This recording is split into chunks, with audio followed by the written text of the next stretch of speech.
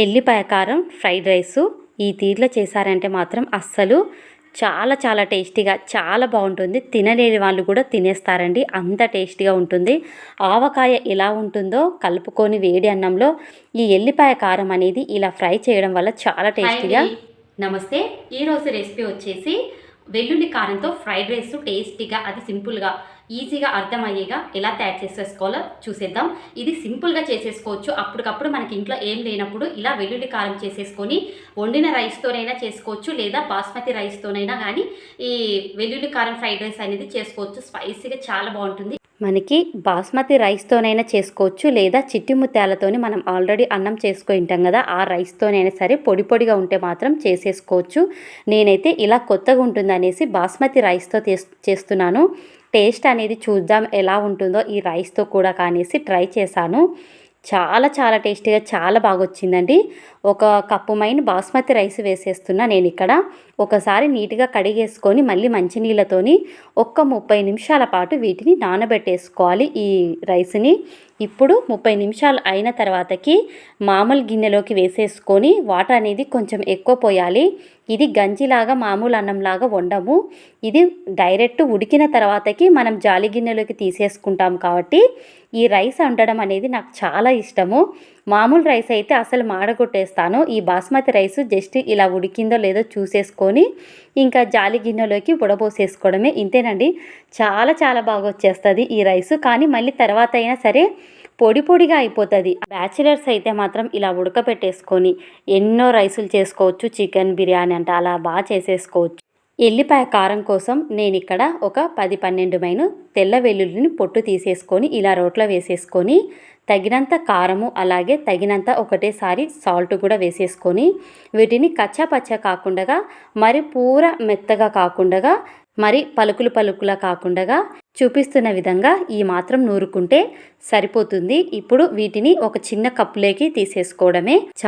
కొంతమంది ఇలా నూరేసుకొని ఉత్త రైస్లో తినేస్తుంటారు. అలా కాకుండా ఇలా కడాయి పెట్టేసుకొని 1 స్పూన్ మైన ఆయిల్ వేసేసుకొని వీటిలోకి ఒక చిన్న స్పూన్ అంతా జీలకర్ర వేసేసుకొని మంట అనేది మీడియంలోనే పెట్టేసుకోవాలి, అస్సలు హైలో పెట్టకూడదు. ఇలా జీలకర్ర కొంచెం చిటపట అన్న తర్వాతకి సన్నగా కట్ చేసి పెట్టేసుకున్న ఉల్లిపాయ ముక్కలు కూడా వేసుకొని, ఇది ఆప్షన్ మాత్రమే, నచ్చితే వేసుకోవచ్చు లేకపోతే లేదు. ఇవి ఏం వేగాల్సిన అవసరం లేదు. ఈ ఉల్లిపాయలు జస్ట్ ఇలా కలిపేసుకున్న తర్వాతకి నూరు పెట్టేసుకున్న ఎల్లిపాయ కారం ఉంటుంది కదా, ఆ కారాన్ని మొత్తాన్ని ఇందులో వేసేసుకొని ఎక్కడే కానీ ఉంటలు లేకుండా ఈ కారం అనేది మొత్తం అంతా ఆయిల్లో కలిసిపోవాలి. ఇలా చూపిస్తున్న విధంగా ఈ మాత్రం అంతా కలిసిపోయిన తర్వాతకి అస్సలు మంట హైలో పెట్టామంటే మాడిపోతుంది. మీడియంలో మంట మీదనే చేసేసుకోవాలి. అలాగే చిటికెడు పసుపు కూడా వేసేసుకొని ఒక గుప్పెడు మంచి పచ్చి కరివేపాకుని కూడా ఇందులో వేసేసుకొని వీటిని అంతా ఇలా కలుపుకున్న తర్వాతకి స్టవ్ బంద్ చేసుకోవడమే. 1 నిమిషం కల్లా మనకి ఆయిల్లో ఇలా మగ్గిపోతుంది.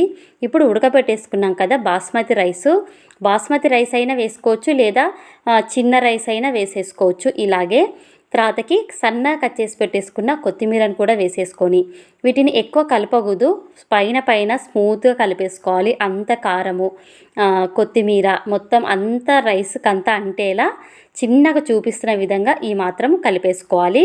స్టవ్ అనేది బంద్ చేసుకుంటే సరిపోతుంది. గిన్నె హీట్లో ఉంటుంది కాబట్టి మనకి ఎక్కువ మంట పెట్టాల్సిన అవసరం లేదు. స్టవ్ బంద్ చేసుకొని మొత్తం అంతా కలిపేసుకొని 1-2 నిమిషాల కల్లా మనకి రైస్ అనేది ఇలా రెడీ అయిపోతుంది. సింపుల్గా అండి, ఏం లేకపోయినా సరే ఇలా నూరేసుకొని రోట్లో అలా ఆయిల్లో వేసేసుకొని ఇలా ఫ్రైడ్ రైస్ లాగా చేసేసుకోవడమే.